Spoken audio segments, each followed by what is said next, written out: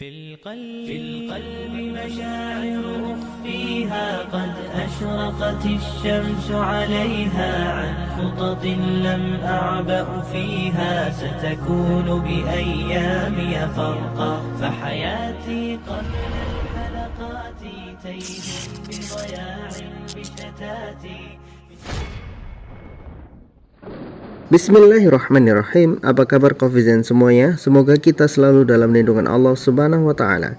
Kita hidup sebagai seorang waras, mati juga sebagai seorang yang waras. Kita hidup sebagai seorang muslim, mati juga sebagai seorang muslim. Wala tamutunna illa wa antum muslimun. Dan janganlah kalian mati kecuali dalam keadaan muslim. Kofizen semuanya, ada sebuah kisah yang pernah saya sampaikan kepada Anda semuanya ketika Profesor Maurice Bucaille. Jadi kisah ini akan saya ulang kembali, sedikit saya ulas kembali. Ketika Profesor Maurice Bucaille itu masih belum mengenal Islam, beliau adalah ahli bedah paling disegani di Perancis saat itu. Bahkan ketika ada kesempatan untuk meneliti jasad Fir'aun yang berada di Mesir, banyak dokter-dokter dari negara lain yang diusulkan namanya, tetapi beliaulah yang mendapatkan kesempatan terhormat itu. Dan ketika beliau menemukan fakta bahwa Fir'aun itu benar-benar mati tenggelam di laut berdasarkan sisa-sisa garam di dalam mulutnya, dia pun bertanya-tanya siapa yang menyelamatkan jasad Fir'aun dari dasar laut lalu menguburkannya di piramida Mesir. Pertanyaan ini membuat beliau tidak bisa tidur hingga beberapa malam. Kemudian beliau mencoba untuk membaca Bible. Bahkan beliau meminta petunjuk dari pakar agama Yahudi, tetapi jawabannya tidak diketahui sama sekali. Sampai ia kemudian bertemu dengan teman lamanya yang sudah beragama Islam, menjadi seorang mu'alaf. Dan temannya itu berkata, "Wahai Bucaille, kenapa kamu bingung dengan semua itu? Padahal penyelamatan jasad Fir'aun itu sudah diketahui umat Islam lewat Al-Quran. 1400 tahun yang lalu sudah dijelaskan di dalam Al-Quran." Maka terkejutlah Maurice Bucaille. Dengan spontan ia berkata, "Bagaimana Muhammad tahu tentang itu? Apakah ia punya mikroskop yang sama dengan milik saya?" Itu spontan Maurice Bucaille berkata seperti itu. Kemudian temannya yang muslim tadi itu menasihatinya. Dia berkata, "Wahai Bucaille, kamu harus paham bahwa Muhammad itu tahu jasad Fir'aun diselamatkan itu adalah sesuatu yang memang mutlak diberitahu oleh Tuhan. Bahkan Muhammad sendiri itu tidak pernah melihat jasadnya. Bahkan Muhammad belum pernah ke Mesir seumur hidupnya.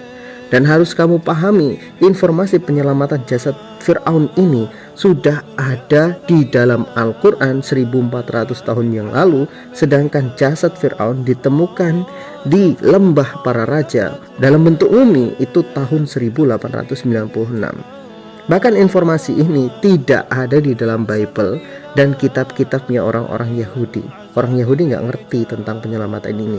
Ini menunjukkan bahwa Al-Quran punya informasi yang lebih akurat ketimbang Bible dan kitab-kitab milik orang Yahudi.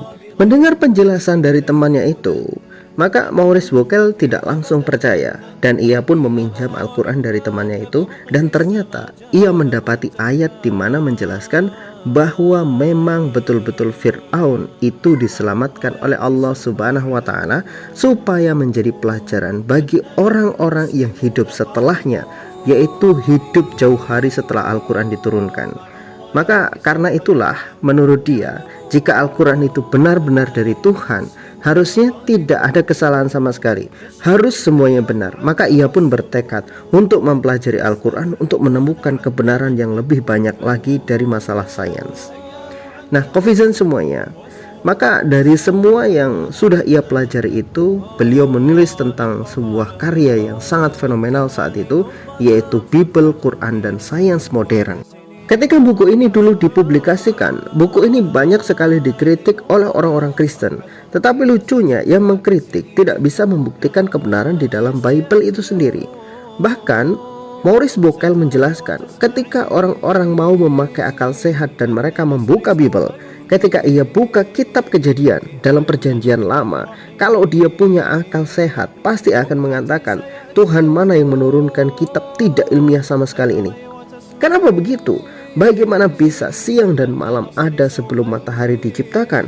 Bagaimana bisa tumbuhan ada sebelum cahaya diciptakan? Tapi jadi sebuah pertanyaan yang unik, kenapa banyak orang-orang mengikuti ajaran Kristen? Sebab ternyata orang Kristen itu tidak diwajibkan membaca Bible sebagaimana orang-orang Islam itu wajib membaca Al-Quran. Andai semua umat Kristen membaca dengan teliti kitab Bible mereka, maka agama terbesar di bumi ini sudah pasti bukanlah Kristen.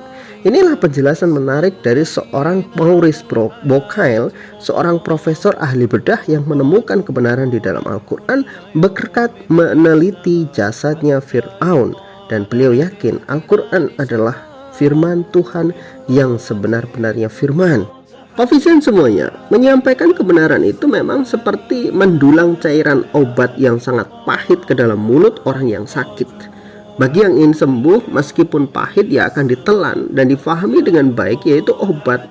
Gak enak bagaimanapun ya tetap harus dimakan supaya sehat. Tapi bagi yang pasrah dengan sakitnya, bahkan malah pengen cepat mati, ya sudah, obatnya dibuang saja, nikmati saja sakitnya, mati ya sudah, nasib begitu aja. Begitu juga dengan akal dan logika. Bagi orang-orang yang beriman, akal akan memahami kebenaran sebagai satu hal yang mutlak untuk dinalar sehat dengan kepala yang bersih. Sedangkan bagi orang-orang yang akalnya benar-benar kekurangan gizi, kebenaran itu nampak seperti racun, tapi kebodohan itu akan dianggap seperti madu. Hal-hal yang tidak masuk akal itu akan lebih dinikmati dan dibela mati-matian, tetapi yang masuk akal malah dicaci maki oleh mereka. Ingat baik-baik, Tuhan itu ada sebelum makhluknya ada, bukan Tuhan baru muncul 2000 tahun setelah makhluknya ada, setelah jutaan tahun makhluknya ada. Tuhan itu memberi rezeki. Tuhan tidak perlu cari rezeki. Tuhan itu menciptakan, bukan diciptakan. Tuhan itu maha kuasa, bukan lemah tak berdaya yang harus dikejar-kejar penjahat dan hanya bisa lari tanpa perlawanan. Tuhan itu mengutus, bukan yang diutus. Tuhan itu menghidupkan, bukan yang dihidupkan. Tuhan itu mematikan, bukan yang dimatikan. Tuhan itu tempat bergantung segala makhluk, bukan digantung oleh makhluknya. Apa iya logika seperti ini gak bisa dipahami? Saya akan mengajak Anda untuk betul-betul menggunakan akal, nalar sehat logika Anda. Jangan seperti kaum kafir yang jika diberi pertanyaan, kepalanya langsung kram. Tapi mereka maunya bertanya terus tanpa mau ditanya. Mereka nggak mau memberikan jawaban, tapi maunya bertanya terus, minta jawaban terus. Tapi mereka nggak bisa memberikan jawaban. Contoh kecilnya begini. Orang kafir bertanya tentang keselamatan di dalam Islam. Mereka bersikeras bahwa dalam Islam itu kata mereka tidak ada keselamatan.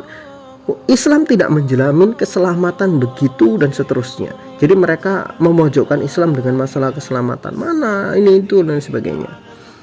Kemudian saya menjawab, keselamatan itu tergantung dari usaha manusia itu sendiri. Pengen selamat ya harus usaha sekuat tenaga untuk selamat. Begitu juga surga. Surga itu diraih dengan kerja keras dan usaha maksimal. Adakah di dunia ini yang kaya hanya dengan asal percaya? Itu gak ada. Kalau ada, pastinya gak ada orang miskin di atas muka bumi ini. Dosa juga begitu. Dosa itu ditanggung orang yang berdosa. Adakah di dunia ini hukum yang berkata kalau ada anak mencuri bapaknya yang dipenjara? Kan tidak ada. Inilah logika Islam, dibangun di atas akal sehat, dibangun dengan nalar dan logika. Kita ini kan orang yang punya kepala, ya boleh saja diisi dengan halusinasi, ya tapi jangan keterlaluan halunya gitu aja. Masa iya Pak Iman maling motor kok yang ditangkap malah bapaknya, yang dipenjara atas tuduhan mencuri adalah bapaknya? Maka satu dunia pasti akan mengatakan itu hal yang gila, hukum gila. Sama saja dengan keyakinan manusia yang berbuat dosa, Tuhan yang harus berkorban mati untuk menebus dosa manusia. Ya bukankah itu ya sudahlah. Kalau nggak bisa dinasihati ya cukup bagi orang-orang yang berakal menggunakan akalnya. Wallahu a'lam bishawab. Semoga bermanfaat. غصت بها في بحر الحياة.